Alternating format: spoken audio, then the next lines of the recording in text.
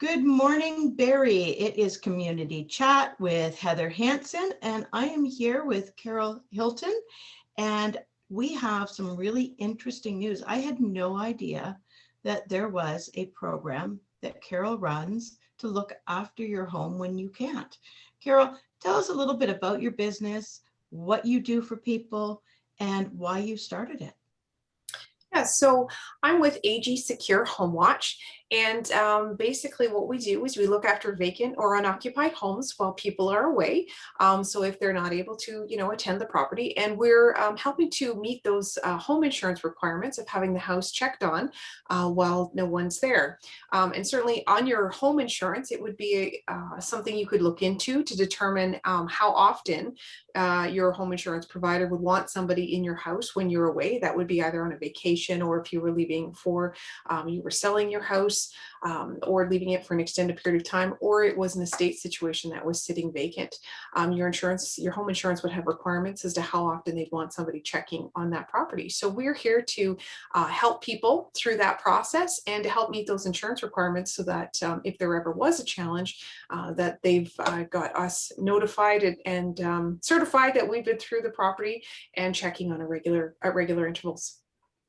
So, Carol, what made you decide to open this business? I know you have another, or your husband has another business, but what made you decide to extend into this type of program? Well, through AG Secure Property Management, it became a very natural extension to do the Homewatch. Over the years, we've had various customers or clients calling, asking if we provided this kind of a service. And with all of our experience with properties, it's certainly given us, a whole series of know-how and contacts that we can help the homeowner with looking after their property. Well, it's funny, it sort of segued into from one business to the other by the sounds of it, that it wasn't really you making a choice so much as seeing a need and then filling that niche. Right. Oh, that's great. So with this type of business, I guess you must be bonded and secured and all these all the things that people would be concerned about, right? Yeah, absolutely. And we're with the National Homewatch Association. And what that is the North American organization that is basically gold standard for what the Homewatch service should be, because it is a newer industry. And with that, we carry insurance, but we also carry additional theft insurance.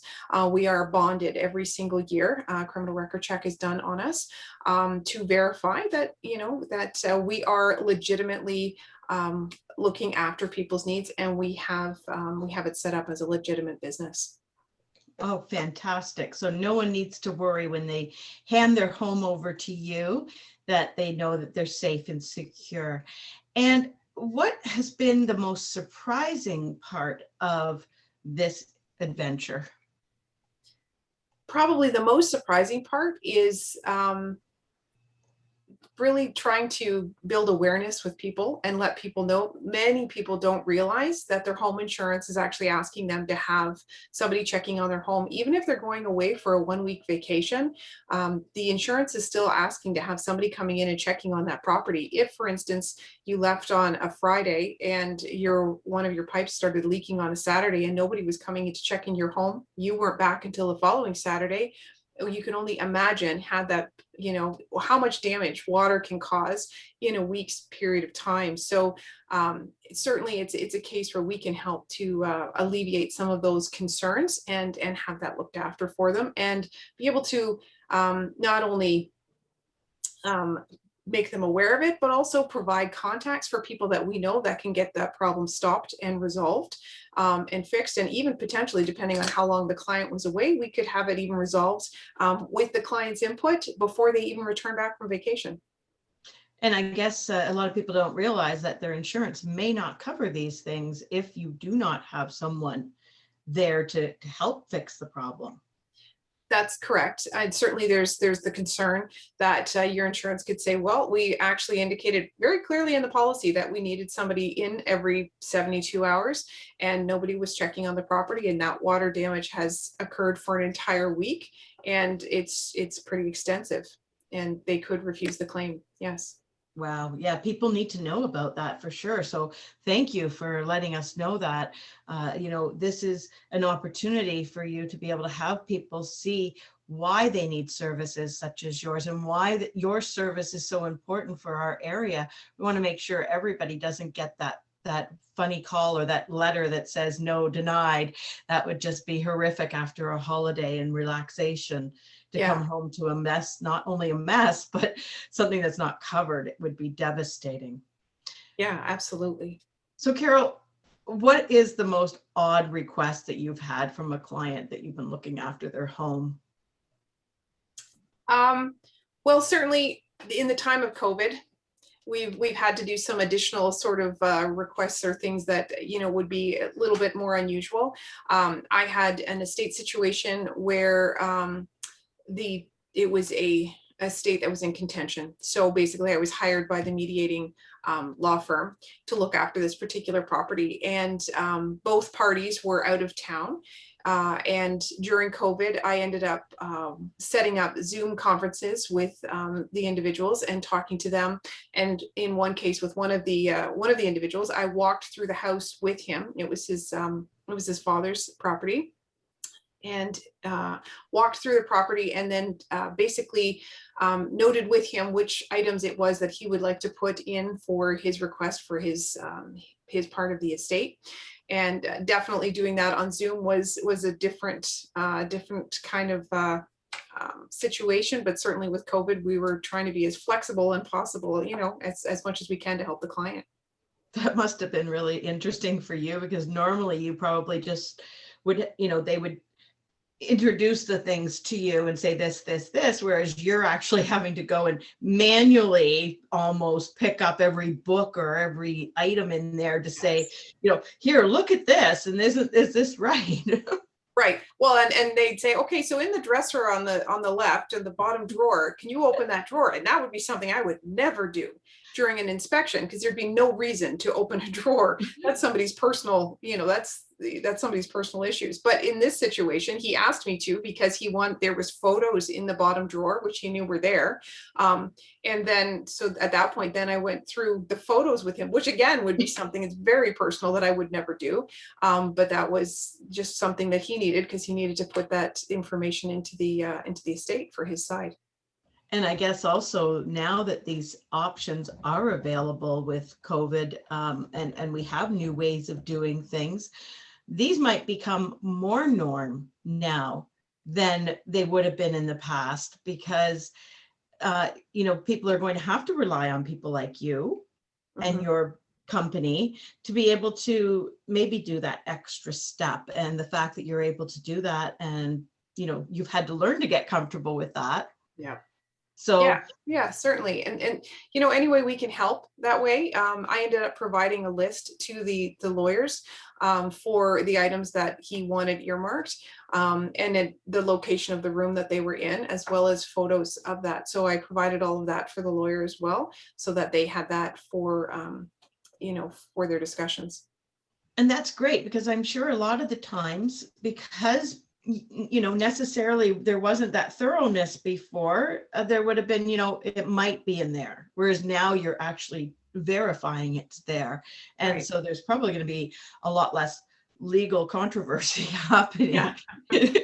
Or insurance absolutely. controversies in some cases, right? Right. Because Right. you said about the water, if the water situation happened and you were physically in there, you would be more apt now when somebody says check here, you're going to actually go in and check, whereas you might have been a little more hesitant in the past.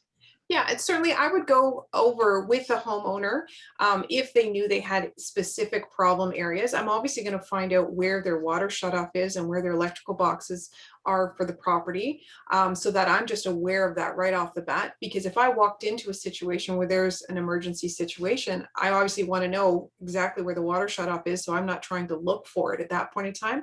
And certainly if the client had problem areas in the house, okay, well, the last time in March, we had a heavy rainfall and we had some leaking happening here in the basement, I'm going to specifically go to those areas.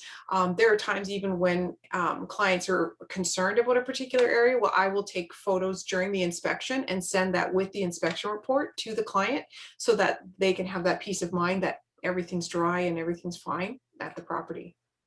Awesome. And what is something that you really want to make sure that potential clients or just people that would know about you and your business that you feel they might not know through regular ways of, Googling you or through Facebook, social media, whatever? There's always that one thing that you think, I wonder if people know. Yeah, for me, I would say is all my background experience in the property management side of things. I've had 13 plus years of experience going through properties and doing regular smoke inspections, also going through and seeing various bits of damage and what happens when a property gets left. These would be tenanted units, so potentially it's a situation where, if a problem isn't reported, how much worse it gets. So I have that years of experience of actually seeing what happens to a property when something gets overlooked or left, and the damage that it can cause. Awesome. Yeah. And that's so important. And it's something that isn't necessarily that something shareable on some of the platforms that we utilize. So it's really great for you to be able to share that here. Is there anything specific that, I might have missed to ask you that is important about your business, and how obviously we're going to have all the whole list of how to get in touch with you attached here so people will be able to reach out, but is there anything specific that you really want people to know other than what you shared? I also have a business partner. Her name's Sophie Silverman, and she looks after. We sort of divide up the territories of sort of southern area of Simcoe, and she does a little bit of York, Peel, and a little bit north and Dufferin counties as well. And so, from that perspective, we cover a wide area that we can help look after all sorts of individuals with properties across that region. Oh, wonderful. So you're not just isolated to Barrie or Simcoe County, you have a reach a lot bigger, which Right. makes people that have more than one property, or maybe they live in Simcoe and have another place in Peel or Dufferin or vice versa. Right. You can have full service for everyone. That's fantastic. Yeah. And what is your most memorable experience of, I know your situation that you had during COVID, but before that, that really made you know for sure you were doing the right business? We've looked after, a couple different properties for all different reasons. One in particular was, again, it was during COVID, again, during the worst of the lockdowns last March, so last year. And this particular client had decided to sell his property, but he hadn't closed on it yet. And he was concerned that he was moving to Alberta. And he was concerned that if he were to leave his property unattended for that month and a bit, at that point in time, whether or not the provinces would start doing province lockdowns and shutdowns, he was concerned he might be trapped in Ontario and not be able to get to where he needed to be in Alberta. So he hired me to come look after the property. That being said, I was able to go to the property 24 hours before closing and send him photos and let him know that the property that he had left looked exactly as it had when he had left it in my hands a month prior to that, just to give him that peace of mind. And nobody wants a surprise in the 11th hour of a home closing. So at least from that perspective, I was really happy to be able to provide that sense of comfort for him. Oh, that's amazing. And I'm sure you probably have so many of the same types of stories where people were, a little concerned, especially during COVID. But even before that, I think the whole concept of, I certainly didn't know about the insurance situation, but I've always just left my home, and now I know not to do that anymore. So, yes. That's something that people probably should know. And like you said, it's not necessarily a well-rounded or widespread information for people, whoever reads the fine print, right? Right. Yeah, and then unfortunately, it's the insurance companies that know the fine print that will use it as a point, right? Yes. So yeah. Yes. Okay. Well, you know what? Is there anything, Carol, that I have not touched on that you want to make sure that people will hear? I think you pretty much covered most of it. Yeah, Awesome. you know, yeah. Awesome. So we're going to make sure that your contact information is email best, or is there a better way that I'm going to make sure everything's on here, but just to Yeah. make sure I cover everything. Email, phone, either one is fine. Either way is a great way to contact us. Absolutely. Awesome. Awesome. All right, Carol. Well, thank you for joining Community Chat in Barrie, and I look forward to helping you find those people that need your services. Well, thanks very much for having me. Absolutely. And we will talk again, I'm sure. All right, thank you.